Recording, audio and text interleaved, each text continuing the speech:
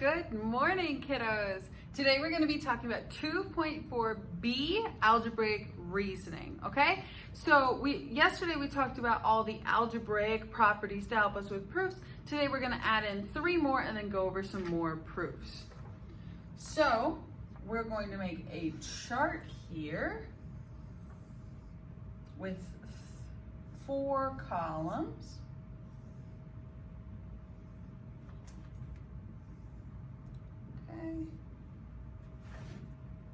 So this first column, this is going to be the name of the property. The second one is going to be how it applies to real numbers. Third column is how it applies to segments. And the third column is how it would apply to angle measures.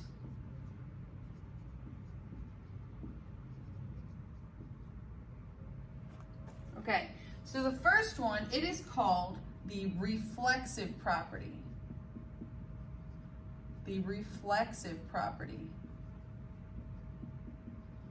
And the reflexive property is almost like a mirror, okay? So with real numbers, it's like if you have a number A, which could be 2, it could be 4, it could be 8, it could be 3,553, okay? It is equal to itself. Okay, A is equal to A. 4 is equal to 4. 1,253 is equal to 1,253. Okay? With segments, if you have a segment from A to B, it is equal to itself. A to B. And finally, with angle measures, same thing. If you have the measure of angle A, it is equal to the measure of angle A. Our second property is called the symmetric property.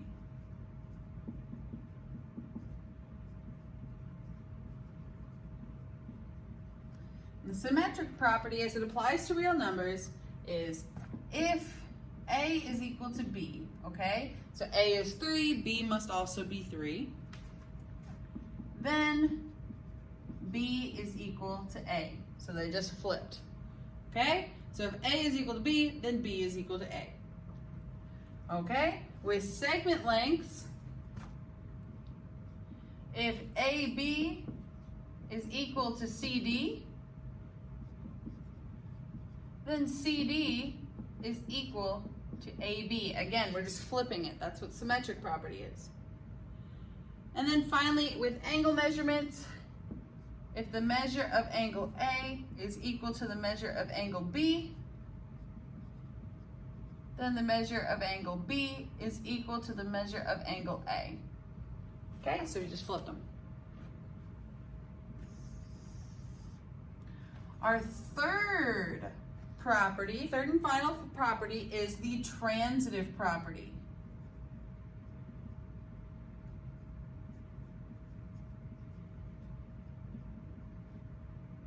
Okay, so the transitive property, as it applies to real numbers, says that if A is equal to B and B is equal to C, so A is equal to 3, so that means B must also be equal to 3. And if B is equal to 3, that means C is equal to 3. So we can cut out that repeating B kind of like we did with the law of syllogism a few days ago. Okay, we would cut out that repeating B and can just say, then A is equal to C. Okay? With segment lengths, if AB is equal to CD and CD is equal to EF, cut out that repeating part of CD, and you can say then AB is equal to EF. So we just cut out that repeating part, that's CD. And finally, as it applies to angle measures, if the measure of angle A is equal to the measure of angle B, and the measure of angle B is equal to the measure of angle C, then we cut out the repeating B, the measure of angle B, We can say that the measure of angle A is equal to the measure of angle C.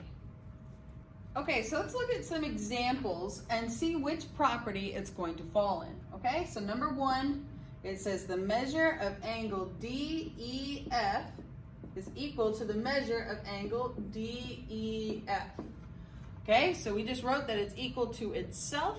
So that would be the first one, reflexive property, where it's just equal to itself. Measure of angle A equals measure of angle A. Measure of angle DEF is equal to the measure of angle DEF. Number two says, if the distance between P and Q is equal to the distance between S and T with those segments, then the distance between S and T is equal to the distance between P and Q. Okay, so let's look. Where do they flip? That would be the second property, the symmetric property. You can look right here. All they did was flip A, B, and C, D. Same thing here. We switch P, Q, and S, T. Number three, we have the distance between X and Y on that segment is equal to the distance between X and Y. Okay, where do things repeat? In the reflexive property. Number four, if the measure of angle J is equal to the measure of angle K, and the measure of angle K is equal to the measure of angle L, then we can say that the measure of angle J is equal to the measure of angle L. So we got rid of that repeating middle piece of that the measure of angle K. Okay, so where do we cut out the middle piece? The transitive property. Okay, so that would be the transitive property. Okay, let's look at some examples from yesterday as well. So let's look at number 5. It says that if AB is equal to CD, then AB plus EF is equal to CD plus EF. Okay? So what property did we talk about yesterday where you can add two things to each side of the equal sign and it be okay? That is the addition property of equality.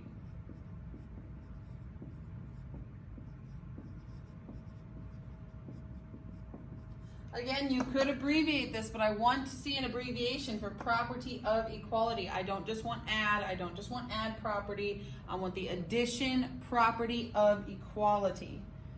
Okay? Number 6, we have 2 times the quantity of x plus 5 is equal to 15. Then 2 times x plus 10 is equal to 15. Okay, so what did we do to get from step 1 to step 2? We distributed. So this is the distribution property.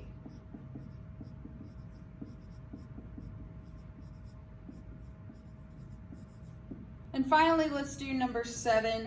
It says if m is equal to 3, then 2 times m plus 4 is equal to 2 times 3 plus 4. Okay, so what happened? We plugged in this m is equal to 3 into where m was, so we substituted m for 3. Okay, so this is the substitution property.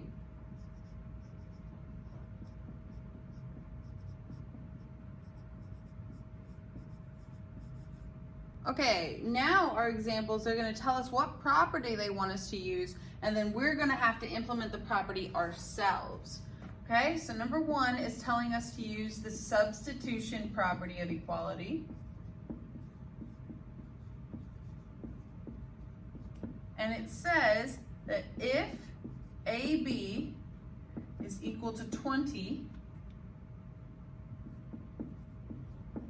then AB plus CD can be equal to, okay, so they want us to substitute in, okay? They want us to substitute something. We know that AB is equal to 20, so we can substitute 20 in for AB. So this equation, AB plus CD, would become 20 plus CD. Okay, so we substituted 20 in for AB using the substitution property of equality. Number 2 wants us to use the symmetric property.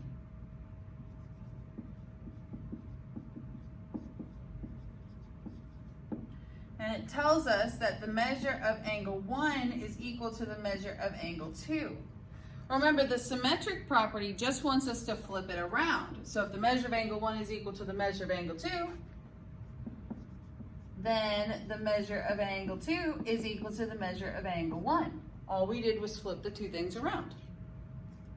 Number 3 wants us to use the addition property of equality.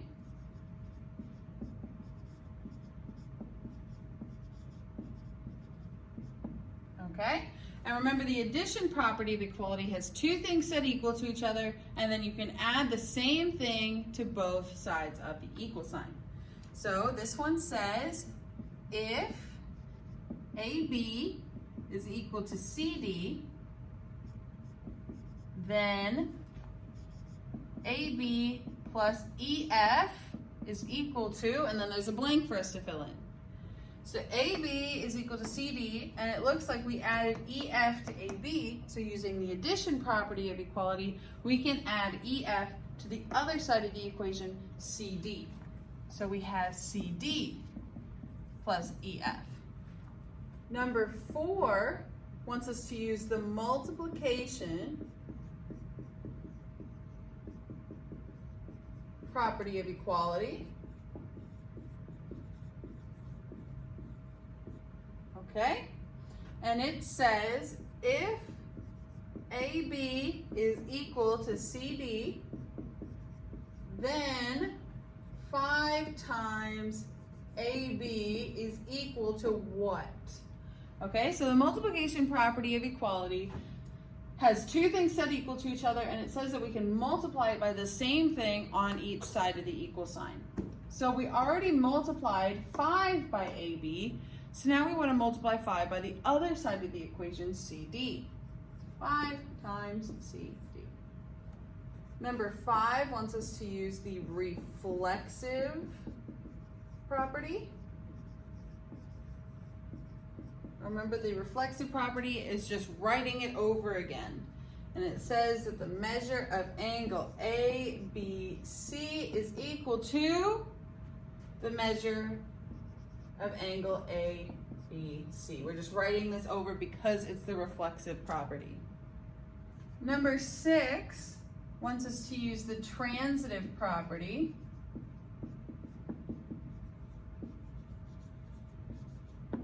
Okay, and it says if the measure of angle 1 is equal to the measure of angle 2, and the measure of angle 2 is equal to the measure of angle 3, then, and it leaves us a blank, okay? So the transitive property, just like the law of syllogism, just wants us to cancel out that repeating term. So what's repeating in this beginning statement? The measure of angle 2. So we will just write what's left. The measure of angle 1 is equal to the measure of angle 3. And finally, number 7 wants us to use the distribution property.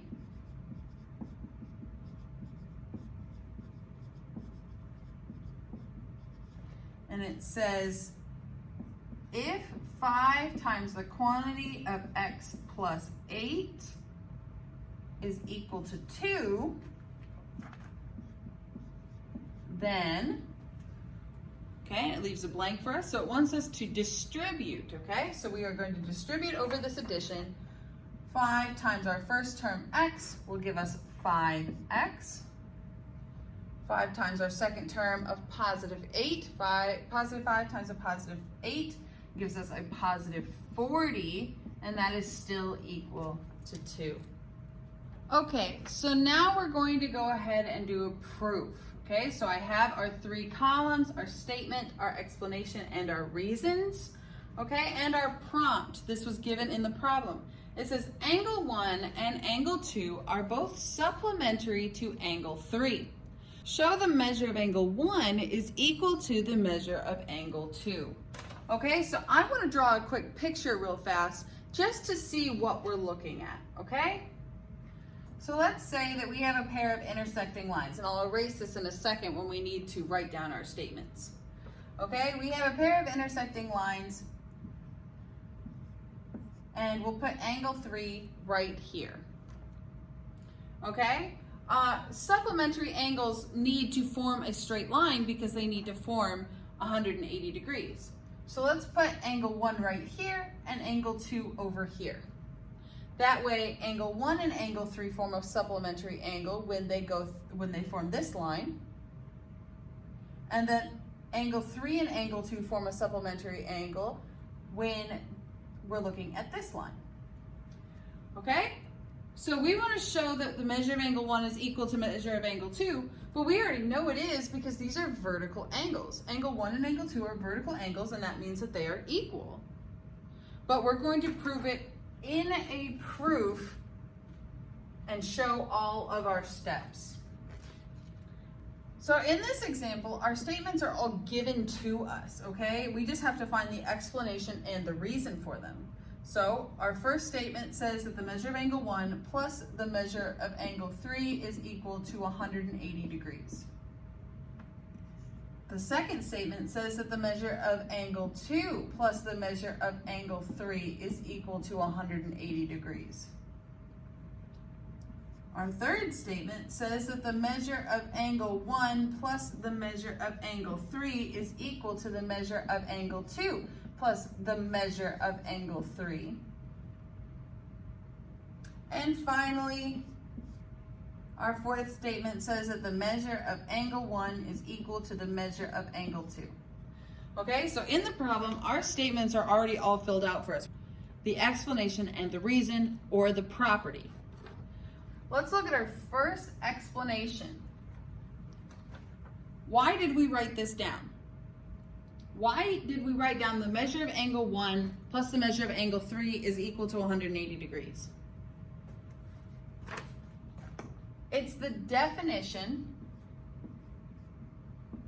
of supplementary.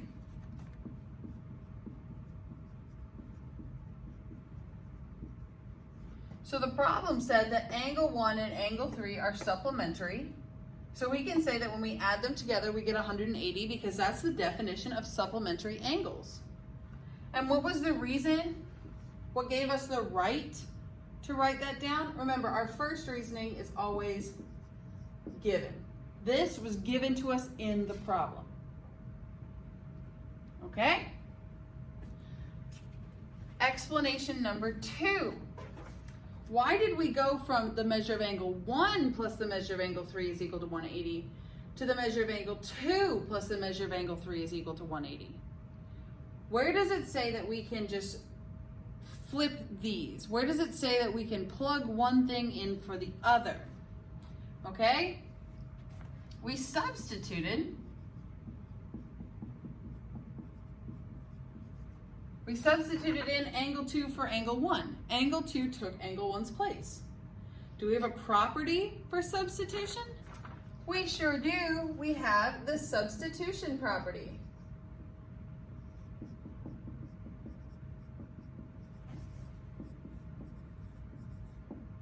Okay? Let's look at our third explanation and reason. Okay?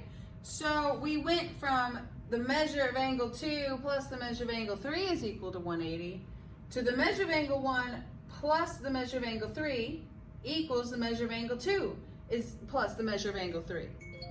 Okay, so it looks like we set these first two equal. We set this piece, the measure of angle 1 plus the measure of angle 3, equal to this piece, the measure of angle 2 plus the measure of angle 3, right here.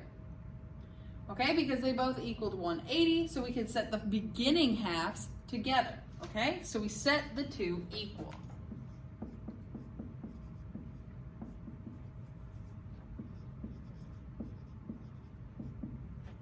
Okay, and what gave us the reason to do that? The transitive property.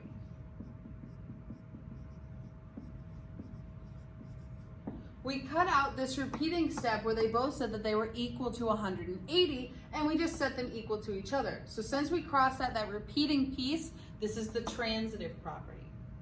Okay? For our fourth explanation and reasoning, what happened, okay? We used to have the measure of angle 1 plus the measure of angle 3 equals the measure of angle 2 plus the measure of angle 3. Now we just have the measure of angle 1 is equal to the measure of angle 2. So it looks to me that we subtracted the measure of angle 3 from both sides.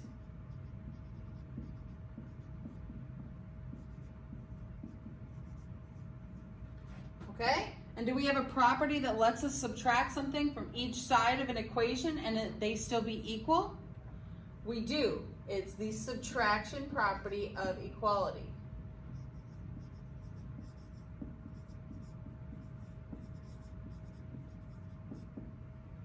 Okay?